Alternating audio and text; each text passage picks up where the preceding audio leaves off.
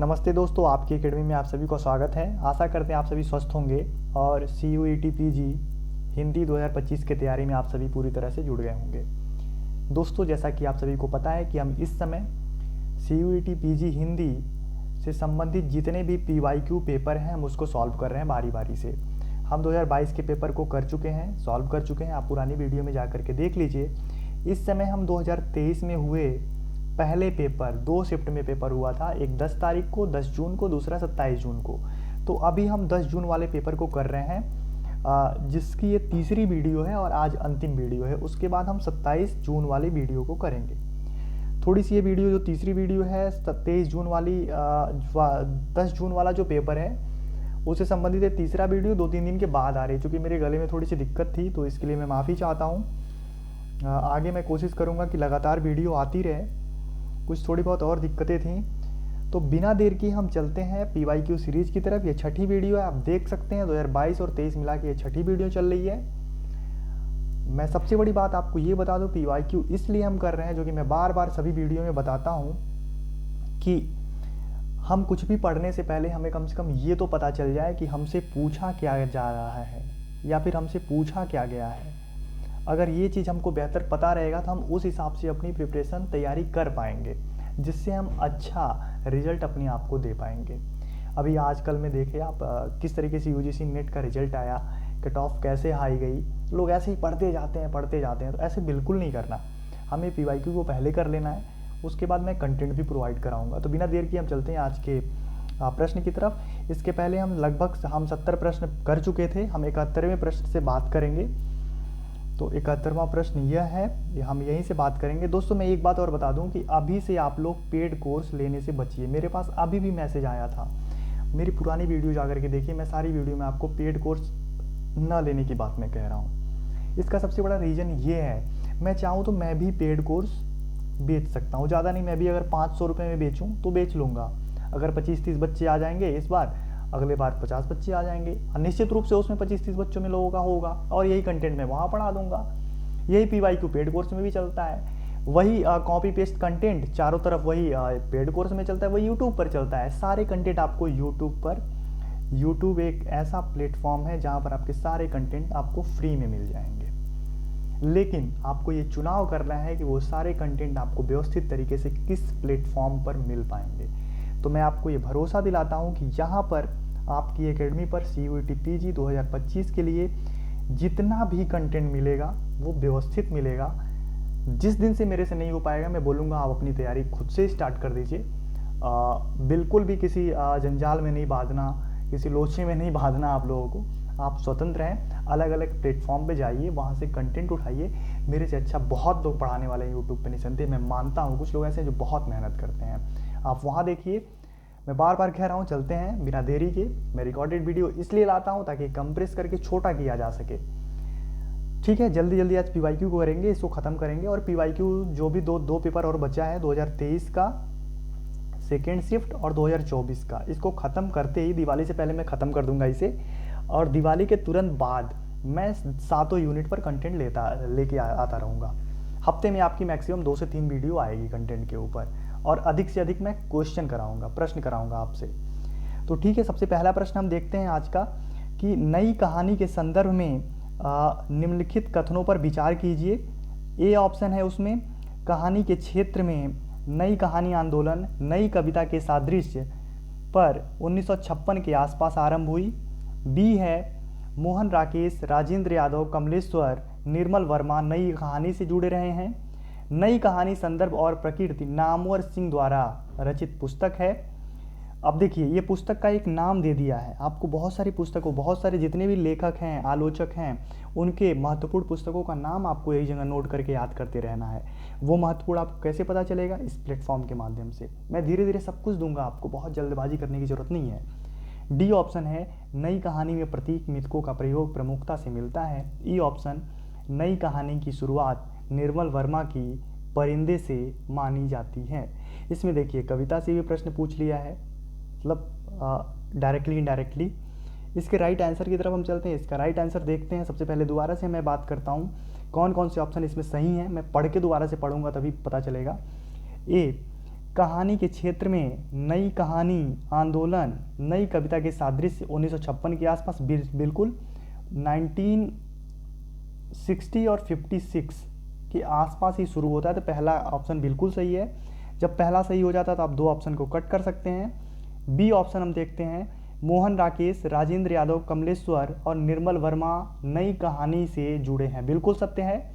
अब आप देखिए, नई कहानी एक आंदोलन था जिसमें 3-4 लेखक प्रमुख रूप से निकल के आते हैं उस क्रांति में। सबसे पहले मोहन राकेश, राजेंद्र यादव वही हैं, राजेंद्र यादव।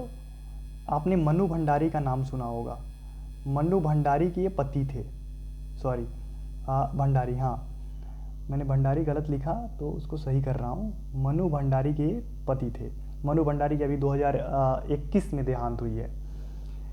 और ये हंस पत्रिका के संपादक काफ़ी समय तक रहे हैं राजेंद्र यादव। मैं जो भी बोल रहा हूँ आप इसे नोट कर सकते हैं। तो बी ऑप्शन भी सही है। तीसरा है, आप देखिए, नई कहानी के संदर्भ और प्रकृति नामवर सिंह द्वारा रचित पुस्तक है, बिल्कुल गलत है। यह पुस्तक नामवर सिंह का नहीं है। मैं नामवर सिंह के जितने भी पुस्तक हैं आप जाइए, कहीं से आप नोट कर सकते हैं, गूगल पर भी आपको मिल जाएगा, नहीं तो मैं बारी बारी से सब कुछ कंटेंट लेके आऊँगा, मैं बार बार कहता हूँ। ई, नई कहानी में प्रतीक मिथकों का प्रयोग प्रमुखता से होता है, बिल्कुल नहीं। प्रतीक का प्रयोग, मिथकों का प्रयोग नई कहानी में ऐसा प्रमुखता से तो नहीं मिलता। नई कहानी की शुरुआत निर्मल वर्मा की परिंदे, बिल्कुल, परिंदे 1960 में लिखी गई निर्मल वर्मा की कहानी है, वहीं से होती है। इसका ऑप्शन 3 सही है। आप उत्तर भी देख लीजिए यहाँ पर, ये उत्तर मैं आंसर की से मिला करके यहाँ टिक किया होता है, बाद में आपको दिखा भी पाऊँ। अगले प्रश्न की तरफ चलते हैं। अगला प्रश्न देखिए, नीलकमल पद में कौन सा समास है? यह प्रश्न व्याकरण से पूछा गया है, व्याकरण वाली यूनिट से। तो आपको समास के बारे में जानना होगा, समास कितने प्रकार के होते हैं और कौन कौन से होते हैं, उसके कुछ यूनिक जो उदाहरण आते हैं बार बार, उसे ज़रूर ध्यान में रखना है। क्योंकि कुछ ऐसे एग्जाम्पल्स होते हैं जो कई बार हमें कन्फ्यूजन क्रिएट कर देते हैं। तो नीलकमल पद में कौन सा समास है, हमें ये बताना है। तो इसका सही उत्तर क्या होगा? ऑप्शन पहले देखते हैं, बहुब्रीहि समास, तत्पुरुष समास, अव्ययी भाव समास, कर्मधारय समास। इसका सही उत्तर होगा कर्मधारय समास। हम समास के ऊपर बाकायदा एक सीरीज़ लेके आएंगे। कैसे कर्मधारय, आपको थोड़ी बहुत जानकारी इसके संदर्भ में मुझे लगता है ज़रूर होगी, आप पढ़ के आए होंगे। इसके सही उत्तर की तरफ हम चल के देखते हैं। थोड़ा PYQ पर ज़्यादा हम टाइम नहीं देंगे, क्योंकि PYQ मैं चाहता हूँ आपके सामने से एक बार गुजर जाए। अगली बार से एक पेपर के ऊपर मैं ज़्यादा नहीं, 2 वीडियो ही लेके आऊँगा। जन्म काल की दृष्टि से निम्नलिखित कवियों का कालक्रम। अब इस हिसाब से आप देख लीजिए, ये जितने भी कवि हैं ये महत्वपूर्ण हैं। इनकी जितनी भी रचनाएं हैं, इनका जन्म वर्ष क्या है, इनके संबंध में जो हमारे आलोचक हैं उन्होंने क्या कहा है, आपको ये सारी चीज़ें ध्यान, या मतलब ये महत्वपूर्ण रचनाकार भी हैं। इस प्रश्न से आपको ये भी ध्यान में रखना है। तो इन लोगों को हमें क्रम से लगाना है। चंद्रवरदाई देखिए क्या है, चंद्रवरदाई आदिकाल के कवि हो जाते हैं, ठीक है। वहीं देखिए मलिक मोहम्मद जायसी किस काल के कवि हैं? आप एक बार हमें कमेंट बॉक्स में ही बता सकते हैं जिन्हें याद है। जायसी मध्यकाल के रीतिकाल के कवि माने जाते हैं जायसी, मलिक मोहम्मद जायसी। खुसरो भी आदिकाल के कवि हैं, ठीक है। वहीं देवसेन और रैदास, सबसे पहला जो ऑप्शन होगा उसमें होगा ऑप्शन बी, देवसेन भी आदिकाल के ही हैं। बी के बाद आप ए की तरफ जा सकते हैं। बी चूँकि चंद्रवरदाई, पृथ्वीराज रासो जो रचना है वो उसके लेखक चंद्रवरदाई हैं।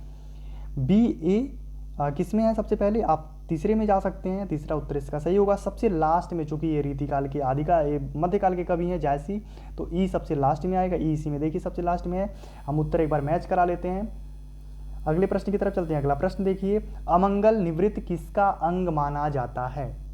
अमंगल निवृत्ति किसका अंग माना जाता है, आप बताइए। काव्य भेद का माना जाता है, काव्य प्रयोजन का माना जाता है, काव्य हेतु का माना जाता है, या फिर काव्य लक्षण का माना जाता है?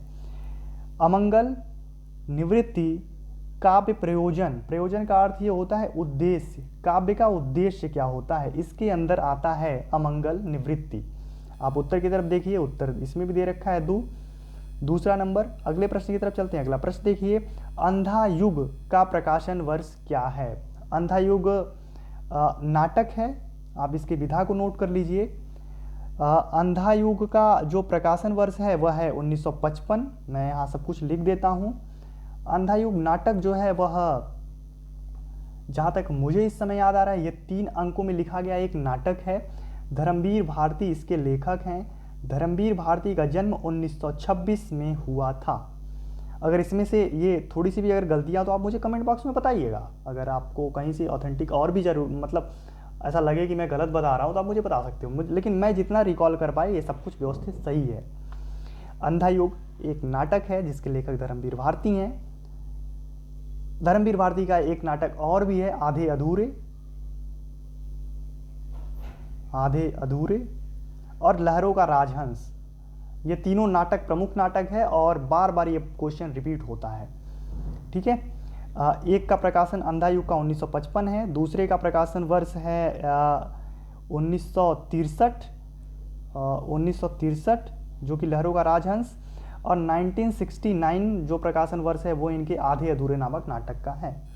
अगले प्रश्न की तरफ चलते हैं। मैं ज़्यादा यहाँ पर लिख देता हूँ, आप लोग जो ध्यान से सुनोगे तो पता चलेगा कहाँ पे क्या लिख रहा हूँ, बार बार उसे इरेज करने में टाइम लगता है। अगला प्रश्न देखिए, प्रश्न संख्या 76। इसमें ये प्रश्न देखिए, ये प्रश्न भाषा से है, भाषा और संविधान से पूछा गया है। सूची 1 को सूची 2 से मिलाइए। संवैधानिक अनुच्छेद और प्रावधान। अनुच्छेद 120 में क्या प्रावधान किया गया है, अनुच्छेद 210 में क्या प्रावधान किया गया है, अनुच्छेद 343(1) में क्या प्रावधान है और अनुच्छेद 345 में क्या प्रावधान है। हम बारी बारी से इसको मिलाते हैं। सबसे पहले देखिए, आपको एक जो सबसे बड़ी बात है वो तो मैच करने में सबसे आसानी से दिख रहा होगा। अब सी का होगा क्या, दूसरा, क्योंकि अनुच्छेद 343 से लेके 351 तक हिंदी संघ की राजभाषा और हिंदी उसकी लिपि जो होगी वो देवनागरी होगी, इस तरीके की बात करी गई है। तो सी का दूसरा किस में है, आप जा सकते हैं 2 की तरफ, आप जा सकते हैं। ये 2 ऑप्शन मेरे पास बचते हैं। उसके बाद देखिए, जो 120 नंबर है, अनुच्छेद 120, उस किसकी तरफ वो जाता है, वह जाता है विधान मंडलों में प्रयुक्त भाषा, यानी A1 किधर जा रहा है, तीसरे की तरफ, सॉरी एक मिनट, संघ में प्रयुक्त भाषा की तरफ जाता है ना, यानी A3। ठीक है, A3 किस में जा रहा है, इसमें जा रहा है। ठीक है, दूसरा ऑप्शन इसका करेक्ट होगा। मैं और भी बताता हूँ, 210 जो है बी, विधान मंडलों में प्रयुक्त भाषा की बात करता है। ठीक है, अनुच्छेद। डी ऑप्शन जो है 345 है, विभिन्न राज्यों की राजभाषा की बात करता है। मैंने अभी बताया कि 343 से लेके 351 तक जो भी हमारे अनुच्छेद में प्रावधान किया गया है वो भाषा से संबंधित है। तो इसका राइट आंसर हम देख सकते हैं। देखिए यहाँ पर भी सही उत्तर इसका दूसरा है। अगले प्रश्न की तरफ चलते हैं। अगला प्रश्न है 77। मानुष प्रेम भयो बैकुंठी किसकी काव्य उक्ति है। सबसे बड़ी बात यह है कि यह 2024 में जो अभी यूजीसी नेट का पेपर हुआ उसमें सेम यही प्रश्न पूछा गया था कि मानुष प्रेम भयो बैकुंठी यह पंक्ति किसकी है। तो अब सोच लीजिए नेट और CUET PG की सिमिलरिटी कितनी ज़्यादा है। जिस यूनिट का सिलेबस अपने आप में मैच करता है वहाँ से प्रश्न भी वही बनते हैं, क्योंकि इसका ट्रिक समझिए, NTA ही पेपर कंडक्ट कराता है, NTA ही पेपर बनवाता है, दोनों के, नेट के भी और CUET PG के, PG UG सबके बनवाता है। चूँकि PG और नेट में बहुत ज़्यादा डिफरेंस नहीं होता, वही 1 साल के बाद बहुत सारी चीज़ें उसी से प्रश्न उठा लिए जाते हैं, तो वहाँ के सिलेबस को आप देख के चल सकते हैं। यह जो इसका उत्तर है जायसी की काव्य उक्ति है। जायसी पद्मावत से लिया गया है और ऐसा माना जाता है ये अलाउद्दीन के द्वारा कहा गया है यह पंक्ति। अगले प्रश्न की तरफ चलते हैं। अगला प्रश्न है दूसरी परंपरा की खोज के लेखक हैं। Option A Namvar Singh, option B Manager Pandey, option C Ramvilas Sharma, option D Vidya Niwas Mishra. निसंदेह इसका उत्तर आप सभी दे पा रहे हो। इसका उत्तर ये है नामवर सिंह, दूसरी परंपरा की खोज के लेखक हैं और ये बहुत ही प्रसिद्ध रचना है इनकी, नामवर सिंह की। नामवर सिंह के बारे में आप लोग जानते ही होंगे। अगले प्रश्न की तरफ चलते हैं। अगला प्रश्न है 79। अष्टछाप की स्थापना किसने की। अष्टछाप की स्थापना और अष्टछाप के संस्थापक इन दोनों में डिफरेंस है। आप जब जाके किसी पुस्तक को देखेंगे, ऑथेंटिक किताब को देखेंगे, आप रामचंद्र शुक्ल को ही देख लीजिए, तो वहाँ पर भी आपको देखने को मिलेगा। बच्चे इस प्रश्न में कन्फ्यूजन इसलिए उनको होता है कि वल्लभाचार्य और विट्ठलनाथ के बीच में वो डिफरेंस क्रिएट नहीं कर पाते। लेकिन अष्टछाप की स्थापना जो करी थी वो करी थी विट्ठलनाथ जी ने। ठीक है, इसका सही उत्तर होगा विट्ठलनाथ। बाकायदा जब हम कंटेंट पढ़ेंगे तो सब कुछ अच्छे से पढ़ेंगे। इसका राइट आंसर हम यहाँ देख लेते हैं, चौथा है। अगले प्रश्न की तरफ चल। अगला प्रश्न है प्रश्न संख्या 80। निम्नलिखित घटनाओं को कालक्रम में व्यवस्थित करिए। पहला, देवकीनंदन खत्री का उपन्यास चंद्रकांता उपन्यास प्रकाशित हुआ। ये कह रहा है कि जो घटनाएं सबसे पहले प्रकाशित हुई उसे सीरीज में लगाना है कि कौन सी घटना कब प्रकाशित हुई। दूसरा, क्या पंडित युगल किशोर शुक्ल द्वारा उदंत मार्तंड पत्र का संपादन प्रारंभ हुआ। तो मैं उदंत मार्तंड के बारे में बता दूं तो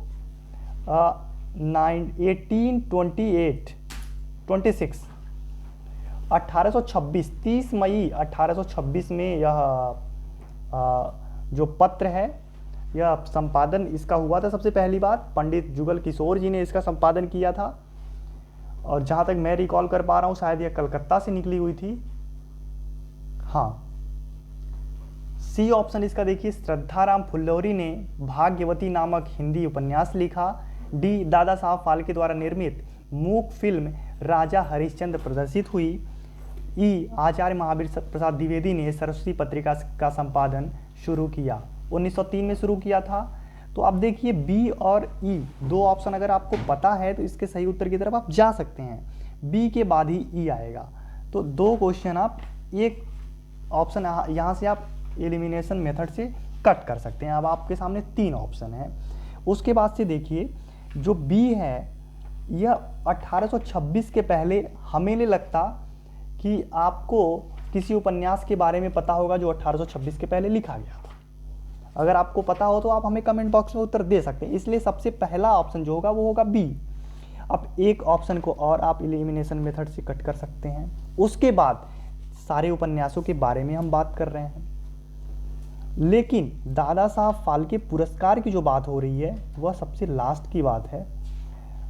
और ठीक उसके पहले श्रद्धाराम फुल्लौरी ने भाग्यवती नामक हिंदी उपन्यास लगभग 1950 के आसपास आई थी। ठीक है, हाँ यही जहाँ तक मैं रिकॉल कर पा रहा हूँ। लेकिन इसका जो करेक्ट ऑप्शन की तरफ हम चल रहे हैं वो है बी। सबसे पहला बी, सी, ए, ई और डी, यह जिसमें है आप उसकी तरफ जा सकते हैं। इसका सही उत्तर होगा ऑप्शन 4। अगले प्रश्न की तरफ चलते हैं। अगला प्रश्न है, क्योंकि हम ज़्यादा उस पर अभी ध्यान नहीं देंगे पीवाईक्यू के ऊपर, क्योंकि पीवाईक्यू अभी हमें बहुत सारे प्रश्न करने हैं, उसमें बहुत सारे पीवाईक्यू अभी हमें देखने हैं। अभी मैं कुछ जिस यूनिट का सिलेबस नेट के सिलेबस से मैच करता है मैं वहाँ से भी कुछ प्रश्न लेके आऊँगा और करवा दूँगा, ताकि आप समझ पाओगे कि कैसे कैसे प्रश्न एनटीए बनाता है। जन्म तिथि के अनुसार निम्नलिखित कवियों का सही काल अनुक्रम है। पंडित श्रीधर पाठक, जयशंकर प्रसाद, मैथिली शरण गुप्त और श्याम नारायण पांडे, महादेवी वर्मा। कुछ लोगों का मुझे सीधे जुबान पे याद है, मैं उनका नाम मैं बता देता हूँ। श्याम नारायण पांडे जहाँ तक मैं याद कर पा रहा हूँ 1908 में इनका जन्म हुआ था। महादेवी वर्मा 1907 और श्रीधर पाठक 1905, मैथिली शरण गुप्त 1889 और जयशंकर प्रसाद 1899 इसी के आसपास इनका जन्म हुआ था। तो मैं एक बार मैच देख लेता हूँ। सबसे पहले कौन आता है, सी। सबसे पहले आते हैं पंडित श्रीधर पाठक। पंडित श्रीधर पाठक का जो जन्म हुआ था, मैं एक बार, इनका जन्म सबसे पहले हुआ था 85 के आसपास। मैं एक बार चेक कर लेता हूँ। हाँ, इसमें जो श्रीधर पाठक जी हैं ना, वो मुझे एक डाउट था, वो क्लियर हो गया, मैंने देख लिया किताब से। श्रीधर पाठक सबसे पहले इसलिए आएंगे क्योंकि द्विवेदी युग में श्रीधर पाठक सबसे ऊपर आते हैं और इनका जन्म महावीर प्रसाद द्विवेदी से भी पहले हुआ था। 1859 में श्रीधर पाठक जी का जन्म होता है उसके बाद जब हम जयशंकर प्रसाद को देखते हैं, जयशंकर प्रसाद 1889, हम मैथिली शरण गुप्त जी को देखते हैं। तो मैथिली शरण गुप्त जी का जन्म जो होता है वो जहाँ तक मैं याद कर पा रहा हूँ इनका 1899 के आसपास में होता है। श्याम नारायण पांडे का जन्म जो है वो मैंने अभी बताया ही था 1908 और माधवी वर्मा का 1907। तो आप इस तरीके से ऑप्शन की तरफ चल सकते हैं। ए के बाद आप सी, ए सी बी, ठीक है, ए सी बी, ई और डी की तरफ आप जा सकते हैं। इसका राइट आंसर देख सकते हैं ऑप्शन 4 हुई होगा। लेकिन ए सी 99, अगर मैथिली शरण गुप्त 99 है तो 89 जयशंकर प्रसाद। हाँ ठीक है, ये ऑप्शन भी गलत ही हो सकता है, ऐसी कोई बड़ी बात नहीं है, लेकिन ये करेक्ट है। अगले प्रश्न की तरफ चलते हैं हम। अगला प्रश्न है गीतावली की रचना तुलसीदास ने किस कवि से प्रभावित होकर की है? रामानंद से, सूरदास से, या फिर कबीर से, या फिर नंददास से? इसका सही उत्तर क्या होगा? आपको अगर पता है तो आप कमेंट बॉक्स में दे सकते हैं, नहीं तो मैं उत्तर बताऊंगा। इसका सही उत्तर होगा सूरदास से। गीतावली की रचना तुलसीदास ने किस कवि से प्रभावित होकर की थी? सूरदास से प्रभावित होकर की थी। बहुत सारे लोग इसका उत्तर रामानंद या फिर नंददास की तरफ जा सकते हैं, क्योंकि ऐसा लोगों को मानना ये है कि ये दोनों भक्ति काल से हैं और लगभग समकालीन थे, ऐसा लोगों का मानना है। लेकिन इन दोनों के बीच में अगर डिफरेंस देखोगे तो डिफरेंस बहुत ज़्यादा है। अगले प्रश्न की तरफ हम चलते हैं। अगला प्रश्न है प्राकृत पेंगलम नामक ग्रंथ के रचयिता कौन है? विद्याधर, सारंगधर, हरिब्रह्मा या फिर लक्ष्मीधर? इसका सही उत्तर होगा लक्ष्मीधर, प्राकृत पेंगलम के रचयिता हैं। इसके राइट आंसर की तरफ आप देख सकते हैं क्या है। अगला प्रश्न आप देखिए, निम्नलिखित सूची 1 का सूची 2 से मिलान करिए। कामायनी, मेघदूत, जयदोल और गांव के देवता, और उसके जो रूपांतरकार हैं या फिर लेखक हैं आप उसकी तरफ जा सकते हैं, या फिर रेडियो रूपांतर और रूपांतरकार। यह प्रश्न थोड़ा सा अजीब है, अजीब इन द सेंस इस तरीके से है कि यह सीधे रचनाओं से संबंधित प्रश्न नहीं है, यह उसका रेडियो रूपांतर कब हुआ और किसने किया था यह पूछा गया है, ना कि उसके लेखक के बारे में पूछा गया है। इसके सही उत्तर की तरफ अगर हम चलें तो हम देख सकते हैं इसका सही उत्तर होगा एक कामायनी का जो है सही जो रूपांतरण किया था वो किया था प्रभाकर माचवे ने। वहीं मेघदूत का जो रूपांतर किया था वो किया था उदय शंकर भट्ट ने। जयदोल के रूपांतरकार जो थे वो थे अज्ञेय, और गांव के देवता के रूपांतरकार थे वो थे रामवृक्ष बेनीपुरी। इस हिसाब से आप इसका सही उत्तर की तरफ जा सकते हैं, ऑप्शन 2 की तरफ। अगले प्रश्न की तरफ चलते हैं। अगला प्रश्न देखिए 85, निम्नलिखित में से कौन से उपन्यास यशपाल द्वारा लिखे गए हैं? सबसे प्रसिद्ध यशपाल का जो उपन्यास है वो है, आप देखते ही पता कर लोगे, झूठा सच, यानी बी जिस भी ऑप्शन में है उसकी तरफ आप जा सकते हैं, एक को आप एलिमिनेट कर सकते हैं। उसके बाद जो उनका बहुत ही चर्चित उपन्यास है वह है दिव्या। ई की तरफ भी आप जा सकते हैं, एक को और एलिमिनेट कर दीजिए। अब आपके सामने बचा केवल 2 ऑप्शन। तो 2 ऑप्शन में आप देखिए कि यशपाल की एक रचना और कौन सी है, तो देशद्रोही। यशपाल चूँकि उनकी रचनाओं में देश विभाजन, त्रासदी ऐसे शब्द देखने को मिलते हैं, ऐसे भयावह दृश्य देखने को मिलते हैं, इसलिए देशद्रोही, झूठा सच और दिव्या यह यशपाल के द्वारा लिखे गए प्रमुख उपन्यास हैं। और चूंकि यशपाल प्रमुख रचनाकारों में आते हैं इसलिए इनसे संबंधित जितनी भी रचनाएं आप एक जगह नोट कर लीजिए। इसका सही उत्तर होगा ऑप्शन 2। अगले प्रश्न की तरफ चलते हैं। प्रश्न संख्या 86, भाषा पर कबीर का जबरदस्त अधिकार था, वे वाणी के डिक्टेटर थे। यह कथन किसका है? निसंदेह आप लोगों को पता होगा, हजारी प्रसाद द्विवेदी का यह कथन है। इसका सही उत्तर आप देख सकते हैं। अगले प्रश्न की तरफ चलते हैं। निम्नलिखित में से निराला द्वारा रचित उपन्यास नहीं है। आप ध्यान दीजिएगा, नहीं है। यह देखते ही अगर ऐसे प्रश्न आप सही से नहीं पढ़ोगे तो तुरंत आप इसका उत्तर क्या देके आ जाओगे? इसका उत्तर देके आ जाओगे अलका, लेकिन ऐसा नहीं है। इरावती जो है इनका रचित उपन्यास नहीं है। अगले प्रश्न की तरफ चलते हैं। अगला प्रश्न है प्रश्न संख्या 88, यह भारतीय काव्य शास्त्र से प्रश्न पूछा गया है। काव्य हेतु के अंतर्गत परिगणित प्रतिभा को किस नाम से जाना जाता है? परिगणित प्रतिभा को किस नाम से जाना जाता है? उसे शक्ति के नाम से जाना जाता है परिगणित प्रतिभा को। आप भारतीय काव्य शास्त्र में पढ़िएगा तो काव्य हेतु के संदर्भ में हमें 3 बातें देखने को मिलती हैं। उसका चाहे वो प्रतिभा की काव्य हेतु अर्थात काव्य का कारण क्या क्या हो सकता है, तो उसके पीछे कौन कौन से कारण हो सकते हैं। तो पहली बात, कुछ आचार्य आके बताते हैं प्रतिभा ही है, कुछ बताते हैं व्युत्पत्ति है, और कुछ लोग बताते हैं अभ्यास से या प्रतिभा आ सकती है। तो हम इन तीनों के ऊपर बारी बारी से बातें करेंगे, किस लेखक किसको प्रमुख रूप से किसको स्थान देते हैं और किसको वह प्रमुख बताते हैं और किस तरीके से वो डिफाइन करते हैं कि यह प्रमुख है। सबकी अपनी अलग अलग विशेषता है। इसका उत्तर दूसरा ऑप्शन है। अगले प्रश्न की तरफ चलते हैं। नागरी टेलीप्रॉम्प्टरों का प्रयोग करने वाली पहली समाचार समिति थी, निसंदेह हिंदुस्तान समाचार थी, जिसने सबसे पहले टेलीप्रॉम्प्टर, किसी भी तरह का टेलीप्रॉम्प्टर का प्रयोग किया था, तो वो था हिंदुस्तान समाचार। पीटीआई जो कि एक समाचार एजेंसी है और यूनिवार्ता भी एक समाचार एजेंसी है, समाचार भारती समाचार एजेंसी नहीं है। अगले प्रश्न की तरफ चलते हैं। अगला प्रश्न है प्रश्न संख्या 90। बड़े खेद की बात है कि हम लोगों के लिए हिंदी में अभी तक इस ढंग की कोई पुस्तक नहीं लिखी गई जिसमें हमारी प्राचीन उन्नति, अर्वाचीन अवनति का वर्णन भी हो और भविष्यत के लिए प्रोत्साहन भी। उक्त कथन की रचना की भूमिका का अंश है। मतलब किस रचना की भूमिका में से यह संदर्भ लिया गया है? इसका सही उत्तर होगा भारत भारती। भारत भारती के लेखक हैं मैथिली शरण गुप्त। मैथिली शरण गुप्त इसके लेखक हैं और भारत भारती की भूमिका में आपको ऐसा देखने को मिलेगा। भारत भारती में ही वो बताते हैं, मैथिली शरण गुप्त कहते हैं हम कौन थे, क्या हो गए और क्या होंगे अभी, इस तरह की बात करते हैं वो। अब वर्तमान, भूत, भविष्य, तीनों काल की बात वो अपने भारत भारती में करते हैं। 3 खंड के अंतर्गत उनने करीब हमको लगता है 64 अलग अलग खंडों में तीनों खंडों को बांटा है। आप जा करके देखिए। और मैथिली शरण गुप्त यह एक काव्य रचना है। चंद्रगुप्त क्या है?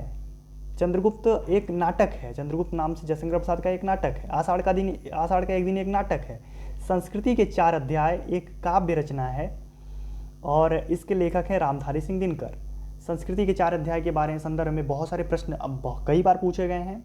क्या क्या पूछे गए हैं हम इस पर विस्तृत चर्चा करेंगे, क्योंकि इसकी भूमिका लिखने वाले इसके भूमिका लिखने वाले थे, शायद जहाँ तक मैं याद कर पा रहा हूँ, राजेंद्र प्रसाद थे और पंडित जवाहरलाल नेहरू भूमिका लिखे थे और एक लोग प्रस्तावना इसका लिखे थे। राजेंद्र प्रसाद और जवाहरलाल नेहरू उस समय प्राइम मिनिस्टर हुआ करते थे, उसी समय इनने लिखा हुआ था। अगले प्रश्न की तरफ चलते हैं। अगला प्रश्न है प्रश्न संख्या 91। कालक्रम मानुसार निम्नलिखित आचार्यों का सही क्रम बताइए। ये भारतीय आचार्य हैं जिनके कालक्रम को आपको याद करना होगा। मैं एक ट्रिक से याद किया था, भर भाम दौआ रुआ, यानी भरत मुनि। ऐसे देखिए, भर भाम दौआ रुआ। मैं इसको डिफाइन कर दूं तो भर से भरत मुनि, भाम से भामा, दौआ से द से दंडी, ऊ से उद्भट, आ से आनंद वर्धन और रू से रुद्रट और आ से अभिनव गुप्त। इस तरीके से मैं याद किया था। सबसे पहले देखिए भामा जी आते हैं, अभी आपको सबसे पहले ऊपर मिल गए। उसके पहले भरत मुनि आते हैं, यानी डी के बाद ए ऑप्शन पे आप पहुंच गए। ऑप्शन नंबर 20 का सही होगा। अगले प्रश्न की तरफ चलते हैं। इसका देखिए सही उत्तर बी है। अगला प्रश्न है 92। निम्नलिखित का सही अनुक्रम है। वर्ड, शब्द, पद, पदक्रम, वाक्य, इनको सही क्रम में आप व्यवस्थित कीजिए। सबसे छोटी सी बड़ी इकाई की तरफ चलिए आप। तो इसके सही उत्तर की तरफ हम चलें तो सब पीछे से हम चलते हैं। सबसे बड़ा क्या होता है? वाक्य। वाक्य किससे मिलकर के बना होता है? वाक्य मिलकर बना होता है छोटे छोटे पदक्रमों से। किससे? पदक्रमों से। और पदक्रम किससे मिलकर बना होता है? पद से। पदों के संयोग से पदक्रम बनता है और पदक्रम के संयोग से बनता है वाक्य। और पद किससे बनता है? पद बनता है शब्द से और शब्द बनता है वर्ड से। ठीक ठीक है। और वर्ण से भी छोटी एक इकाई होती है, वह होती है ध्वनि, ठीक है। ध्वनि, वर्ण, शब्द, पद, पदक्रम, वाक्य, यह पूरे इससे संबंधित प्रश्न हमेशा पूछे जाते हैं एक बार इसको क्रम से लगाने के लिए। इसका राइट आंसर होगा ऑप्शन ए। इस पर भी हम बाकायदा बात करेंगे, इसका ऑप्शन यहाँ भी देख सकते हैं। अगला प्रश्न की तरफ चलते हैं। अगला प्रश्न है 93। थोड़ा जल्दी जल्दी इसलिए कर रहे हैं क्योंकि आज हमें इसे खत्म करना है। बच्चन सिंह के अनुसार प्रेमचंद ने अपने किस उपन्यास को स्वयं हिंदी का बेहतरीन नॉवेल कहा है? बच्चन सिंह के अनुसार प्रेमचंद ने अपने किस उपन्यास को स्वयं हिंदी का बेहतरीन नॉवेल कहा है? Option A Premashram, option B Godan, option C Seva Sadan, option D रंगभूमि। इसका सही उत्तर होगा सेवा सदन। आप जाएंगे तो देखेंगे प्रेमचंद के बारे में। अगले प्रश्न की तरफ चलते हैं। आप यहाँ भी उत्तर देख ले रहे होंगे, ऐसा नहीं है, ये भी उत्तर सही है, तो पहले ही आप उत्तर देख पा रहे होंगे बहुत सारे प्रश्नों के। अगले प्रश्न की तरफ चलते हैं। बुलंद भारत की बुलंद तस्वीर विज्ञापन किस उत्पाद का है? यह प्रश्न मेरे लिए बिल्कुल नया था। इस प्रश्न का उत्तर होगा दूसरा। ऐसे बहुत सारे प्रश्न आएंगे। अगले प्रश्न की तरफ चलते हैं। प्रश्न संख्या 95। सूची 1 का सूची 2 से मिलान कीजिए। वाक्य प्रकार और उसका उदाहरण दे रखा है इसमें। इस प्रश्न का उत्तर तो आप भी दे पाएंगे। सबसे पहले देखिए, जो सरल ऑप्शन होता है निषेधात्मक, किसमें नकारात्मक की बात करी गई है? पहले में, यानी बी का पहला होगा। बी का पहला किसमें है? केवल 1 में है। तीसरे की तरफ आप जा सकते हैं, ठीक है।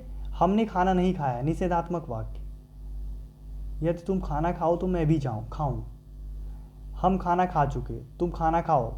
तुम खाना खाओ, हम खाना खा चुके। यदि तुम खाना खाओ तो मैं भी खाऊं। आज्ञावाचक क्या है? तुम खाना खाओ, यानी सी का 4।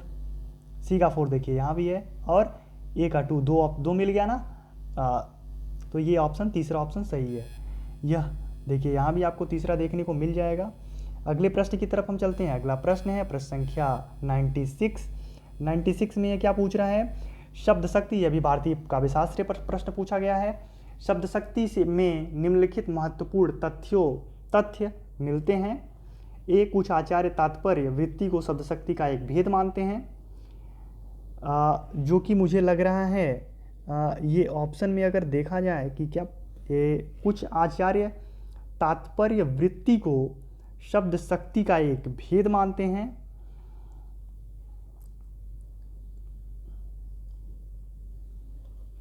तात्पर्य वृत्ति को शब्द शक्ति का एक भेद, ठीक है, हाँ, ये ऑप्शन बिल्कुल सत्य है। जो मुख्य अर्थ का बोध कराता है उसे हम वाचक शब्द कहते हैं। यह भी बिल्कुल सत्य है, हाँ, उसे हम वाचक ही कहते हैं। जो मुख्य अर्थ का बोध कराए उसे हम वाचक कहते हैं। तो ए और बी किस में है आप देख सकते हैं? तीसरे में है। तीसरा ऑप्शन बिल्कुल सही होगा, यहाँ पर भी आप देख सकते हैं। लेकिन हम सारे ऑप्शन के एक बार पढ़ लेते हैं।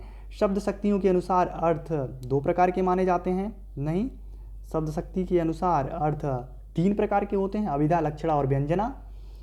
डी, करते तुलसीदास भी कैसे मानसनाद, महावीर प्रसाद की यदि उन्हें मिलता नहीं प्रसाद, पंक्तियों में अभिधा शब्द शक्ति है, बिल्कुल सत्य है।